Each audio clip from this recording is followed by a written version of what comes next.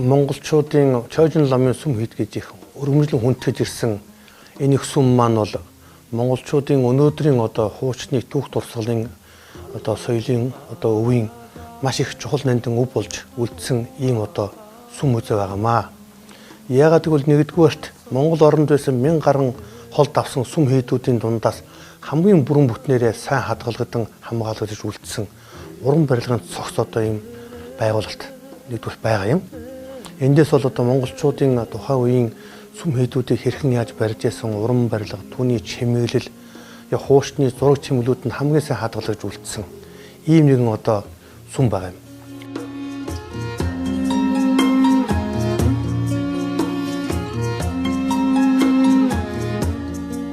Энд бол монголчуудын сүм дуганы гол хэлбэрүүд байгаа юм, сонгодог хэлбэрүүд. Нэгдүгээр бол энэ гол дуганы дээвэр гэхэд энэ бол асар дээвэр юм. Давхар асар дээвэр. Энэ наадлынх нь үүдний сарвчд бүхтэр дээвэр байна тэнд. Тэр хойтлын сүм гэхээр майхан дээвэр байж штэ тий. Тэгээ дээрээс энэ цацар дээвэр байж байна. 8 талтай. Гэх мэтлэнгээр энэ олон талтай бүх дээврүүд мөн асар хаалга хүртэнгээ байж л байна тий.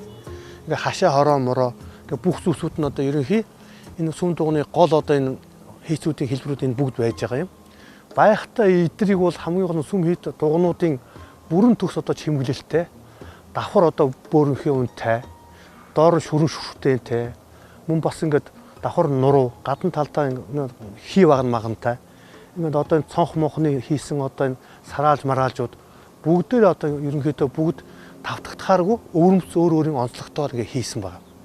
Тэгээ энэний хийсэн онцлог нь хамгийн их гайхамшигтай нь бол ерөөсөө энэ чулуун хийц, мөн бас сэлбэрүүд, ялангуяа сүм хийдийн энэ будаг шунх энэ дээр зурсан зургууд нь бол маш их өндөр түвшинд хийгдсэн. Урын хувьд. Энэ зургуудыг нэг үрчлэн ажиллах юм бол энд бол маш олон сүм хийдийг чимэглэх хэ угалзны олон төрлүүд, өнгийн гоё аслууд, дээрэс нь нэмээд энэ бүгдүүдийг давхар барилдсан энэ сэлбэр чимэглүүтэй хосолсон өнгүүдийн зөмбөр мөмбрүүдийг ингээ харж байхад бол энэс бид маш олон зүйлийг мэдж болно тий. Хоёрдугаарт энд бол тусгай нэгэн урсгал болсон монголчуудын шүтгэн зургийн маш их нэгэн хэвийн уламжлал хадгалж үлдсэн байна. Эндээс бид нар бүгдийг харж үзэж болно. Гуравдугаарт энд монголчуудын цамын маш их уламжлалт өв соёл, маш олон багууд энэ Чойжин ламын сүм үзээд мөн хадгалж байна. Үүндээс бол хамгийн үнэтэй нь Жамсрангийн хөрөн баг, түүнийг дагалдаад бас ингээд маш олон багууд хүрээ хийдийн хүрээний цамд гарч байсан нэр дурлаж болохоор бараг 30 гаруй цамын баг энд байна. Ингээ харж байхад бол. За ингээд үүний дараа бол энд монголчуудын цаасан шумлын уран баримлын асар том дурсгалын татгал гэж юм бүрэн бүтнээрээ. Өнөөдрийн бид сууж байгаа энэ өндрийн гэж алдарсан энэ сүм хийд дотор 16 найдангийн тал товгор ингээд энэ бүр сүм хийдийн бүр хан болгож шүтэнчлэн ингэж бүтээсэн ийм гайхамшигтай ур.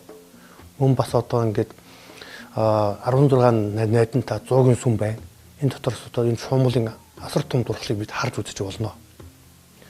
Үүнээс гадна үүнд бас монголчуудын уран дарханы уламжлалаар бүтээсэн том зэс хөөмөл бурхтуудын дурсгал яг хэвээр хадгалагдаж үлдсэн байна. Хамгийн чухал нандин зүйл нь бол өнөөдрийн бид нар энд сууж ярьж байгаа өндрийн гэж хүмүүсийн өргөмжлөн хэлсэн өндөр гэгээний урын хийцийн олон нандин бурхтыг хадгалж үлдээсэн энэ зүйл байна. Яагаад өндөр гэгээний бурхтуудыг онцлон ярьж ихээр энэ Монголын хосхоо үнэтэд бүртгэгдсэн. Дээрээс нь монголчуудын цутгар уран баримл бурхтуудын оргил болсон энэ сайхан шүтэнд өнөөдрийн таалгаж байгаа. Учир нь бол энд миний хойдолд байж байгаа энэ ганжуурын өвгөн аюуш гэж. Ихэн ганжуурын өвгөн аюуш гэж. Энэ жижигхэн ихэн ганжуур гэдэг нэрлэгдсэн хамгийн өндөр гэний анхны бүтээлд нэрлэгдсэн аюуш урхан энд байж байгаа юм.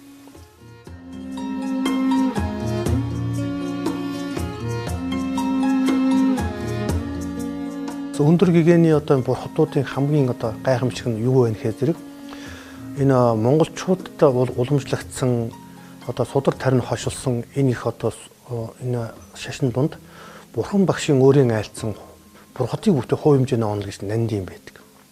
Энэ маань бол бурхтуудыг хөндлөн босоо өнцөг дугуй гэсэн хитгэн зураасаар мөн бас одоо энэ хуруу мөн бас энэ 12 хуруу нэг нүүр болж байгаа. Мөнөөс гадна хурууга бас 4 хуваагаад энийг хөл гэж хэлнэ. Хөлөө ахаад дундуур нэг хуваагаад нэг хурууг 8% нэг нь 10 гэсэн хитгэн хэмжээсээр одоо бурхтын өндөр өргөн зузаан эсвэл бүх хэмжээсүүдийг бүгд нь тодорхойлон гардаг. Тэгээд 32 бэлэг 80 найраг гэж сэтгэл ариусгаар аяанда хүний одоо бие орой дагаж ариусаад гэгэрлийн тулд хүрэхээр маш гоё үзэсгэлэнтэй 112 шинжээр хувьсан өөрчлөгддөг. Үүнийг хитгэн энэ цааны хэмжээс зураасаар тодорхойлон гаргасан ийм нарийн онол байдаг. Энийг монголчууд маш их баримталдаг байсан. Энэ онолын дагуу өндөр гэгийн өөрийнхөө бурхтуудыг бүтээсэн нь бол батлагдж байгаа. Яагаад гэж хэлж инхээр зэрэг одоо би та бүхэнтэй хитгэн зүйл харуулъя. Энэ бол одоо өндөр гэгийн язгуурын 5 бурхны 2 нь байж юм л да энд. Одоо нэг бурхан гэхэд одоо энд байж байна. Энэ бол төгс эрдэнэт бурхан. Өнөөдөр миний хэлдэг зураас нь энэ бүгд харагдаж байгаа.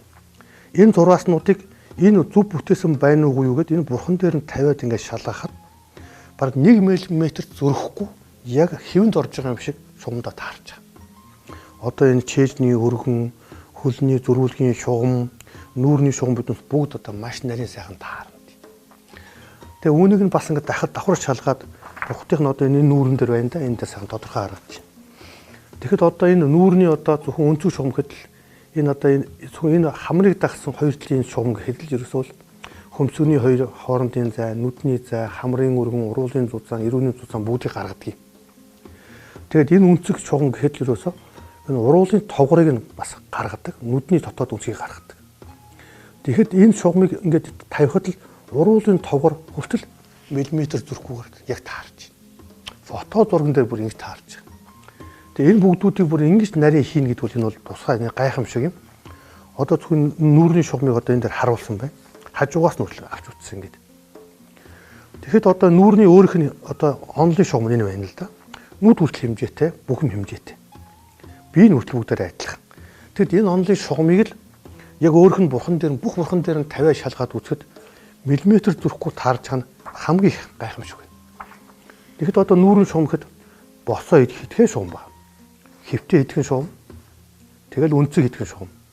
Энэ шугамаар л энэний бүх зузаан, өргөн, нүдний хар цагаат нүсийг бүгдийг маш нарийн гаргаж байна. За үүнээс гадна өндөр гэгэний өөрийн бурхтуудыг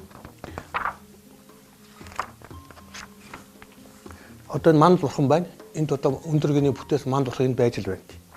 Энэ моторын хийсэн манд бурханыг нь дээрээс нь фотогоор яг их заваад тэгэд өөрөх нь дээрээс нь авсан тэгин шугамыг нь тааруулахад мөн хажуугаас нь аваад тааруулахад мөн ингээд их заваад тааруулахад бүх бурхтууд нь ингээд хажуугаасаа урдаасаа дээрээс энэ тэгин шугамнасаа аль талаасаа ч зүрхгүй таарад байгаа юм.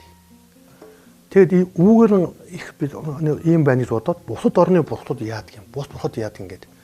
Бусад ижил төстэй орнуудын алдартай бурхтууд шалахад 60-70% таарахгүй хэмжээ. Өндөр гэх юм бол бүтэн 100% таарч байна. Тэгэхээр 32 бэлэг 80 найраг төгс ийм гайхамшигтай одоо шинжийг хүү хэмжээний шугамаас нь алдахгүй энэ бүх шинжүүд нь харуулад ингэж бүтээн гэдэг бол энэ тийм амархан зүйл биш. Тэгэхээр ингэж бүтээж чадсан хүн бол монголчууд тэр нь одоо өндөр гэгэн гэдэг нь одоо үүгээр батлагдж байгаа юм. Онлоор батлагдж байгаа маа тийм. Ингээд энэ өндөр гэгэний энэ онлын дагуу зөвхөн босоо майдрхан байна. Босоо майдрхан одоо энэ байна да тийм. Энэ бурханыг хүртэл ингээд босоо шугамаар ингээд үзэхэд энэ бурхан хүртэл ингэж их маш нарийн таарч байна.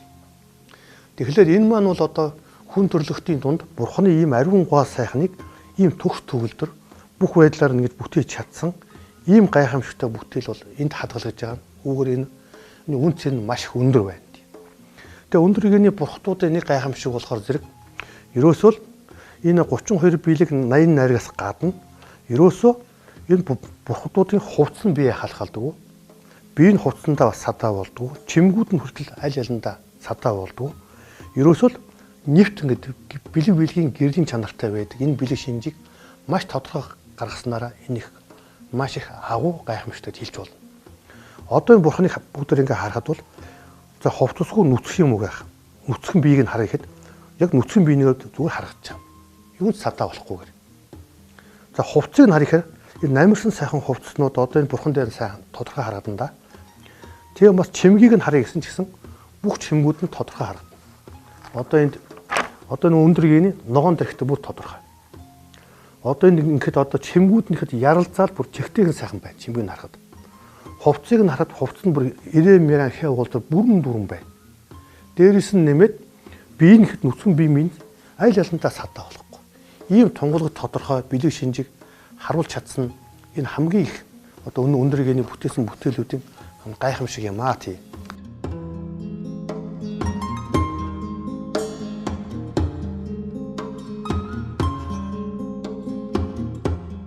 Тэгэхээр энэ хүний агуу их бүтээлүүдийн гол сор болсон зүйлсүүд энэ сүмд ингэж хадгалж байгаа нь бол маш гайхамшиг юм аа тий.